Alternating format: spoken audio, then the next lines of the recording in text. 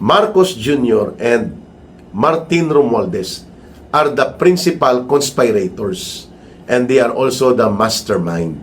Bakit may katotohanan itong binabanggit at idinidiin ni Ginoong Saldico na ang principal conspirators at mastermind sa paglalarga ng pinakamalaking pangungulimbat at sistematikong pangungurakot sa kabanang bayan gamit ang mga pinalusot at mga pandaraya sa budget noong 2022, 23, 24, 25 ay si Marcos Jr. mismo at si Martin Romualdez.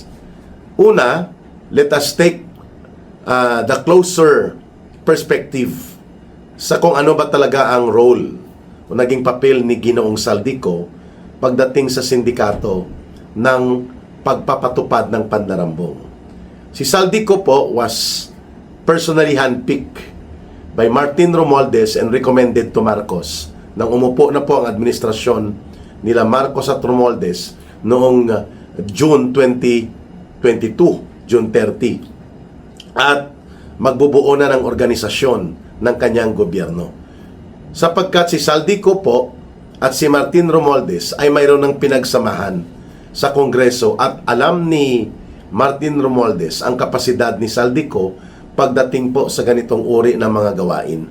Kung paano magpalusot ng mga pondo, saan kukunin ang pondo, at paano na ang pera ng bayan ay makukulimbat ng hindi kaagad makikita. So Saldico was specifically pinpointed and designated to be the committee chairperson for the Committee on Appropriations sa House of Representatives with the consent and approval of Marcos Jr. Malinaw yon, mga kababayan. So ang knowledge ni Saldico, ang kanyang kaalaman, ay nanggagaling doon sa kanyang direct and actual participation sa tinatawag nating organisadong sindikato kung paano mangurakot sa gobyerno, led by Marcos and Romualdez as per revelations made by Saldico. Pangalawa, si Saldico po ay halos mahigit 2 taon na umupo bilang committee chair or chairperson sa Committee on Appropriations. At alam po natin ang Committee on Appropriations, dyan po ginagawa ang kung paano katayin, palusutin at maglagay ng mga insertions at ng mga pandaraya sa budget. Mula doon sa National Expenditures Program, NEP, na nanggagaling sa part nila Marcos, magkakaroon ngayon ng katayan sa House of Representatives para ipasok ang iba't ibang mga kunwari proyekto na tinatawag na insertions, yung iba mga parada. Mga budget ito na itatago sa maraming mga agencies of government na wala at hindi nakatalaga doon sa National Expenditures Program or NEP. At pinakamalaki dyan sa DPWH. Kaya naman po nung busisiin na ang Cabral Files ay hundreds of billions of pesos. Umabot po sa mahigit 1 trillion pesos ang mga cumulative, yung natipon na mga pondo na ipinasok sa DPWH na wala originally sa NEP, National Expenditures Program 2023, 2024, and 2025. Meaning, hindi yan magagawa ni Saldico na siya lang. At hindi rin po yan may papalusot ni Saldico kung hindi po kasabwat ang organisadong operation sa House of Representatives at walang basbas ni Martin Romualdez.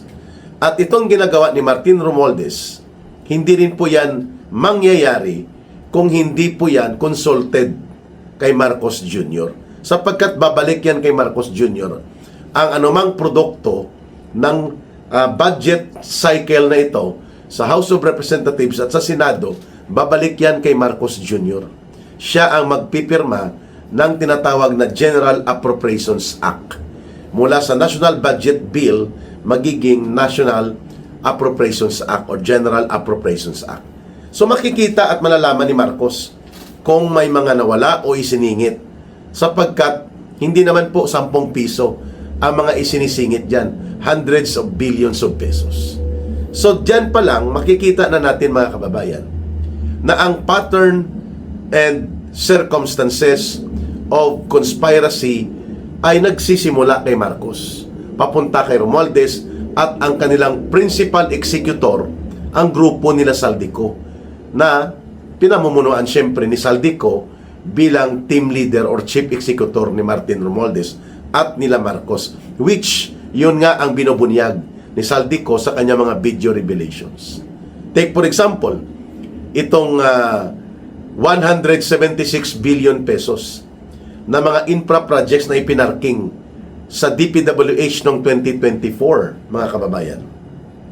Hindi ba ito ay wala sa NEP pero biglang nagkaroon na mga hundreds of billions na mga proyekto sa DPWH?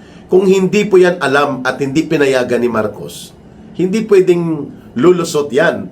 Kasi sinasabi ni Manny Bunuan, itong kulukoy na naging DPWH na tirador din pala ni Marcos, at ngayon ay medyo sinasampa-sampahan daw ng kaso, pero nagpapakulong-kulong yata sa ospital, either Camp Crami or hindi ko alam kung anong government hospital. Wala na tayong update dito kay dating DPWH Secretary Manny Bunuan. So ibig sabihin, kung pumapalag si Bunuan, talagang magre-report yan kay Marcos Jr. Sir, may 176 billion dito sa grupo nila Martin Romualdez na ipinasok sa DPWH. O wala yun sa National Expenditures Program.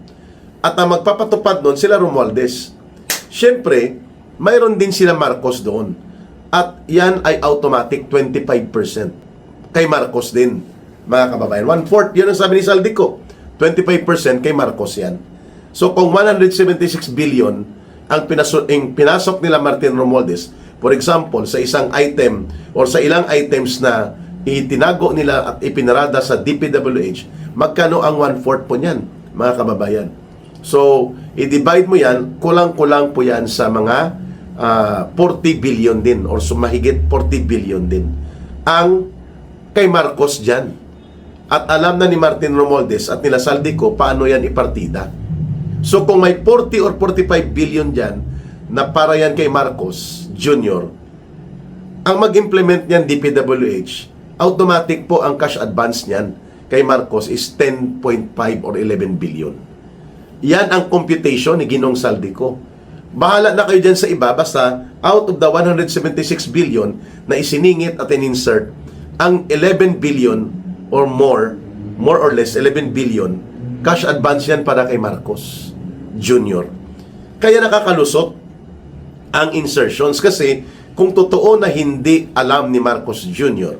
at hindi kasabwat ang kanyang mga tauhan at ang kanyang mga inilagay sa DPWH at hindi papayagan ni Marcos, papalag yan ang DPWH, papalag din ang Department of Budget and Management. Sasabihan nila si Marcos, Sir, Mr. President, hindi po natin yan na programa ang 176 billion. Pero hindi, tumahimik sila. And I'm talking about only yung naibulgar lang ni Saldico na example na 176 billion 2024 budget yata ito or 2023 budget. Kay Martin Romualdez lamang yan. And we're talking not only of the flood control, mga kababayan. Marami pa silang itinago doon sa unprogrammed appropriations na yan ngayon po ang binubuksan sa oral argument sa Supreme Court. Bakit hindi ilalagay sa itemized portion ng mga budget na malinaw item A at ano ang specifications nito? Bakit itinago lump sum? Umaabot po sa mga 400 almost 500 billion pesos sa unprogrammed appropriations, walang specification saan ginamit.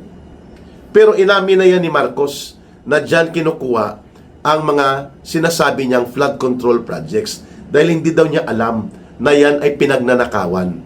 O come on. Pinirmahan niya eh. Kayon mag-aacting-actingan siya na napalusutan lang siya. Yan pong narrative nila, napalusutan siya. Eh kung napalusutan ka pala, bakit mo ginawa ito ng paulit-ulit?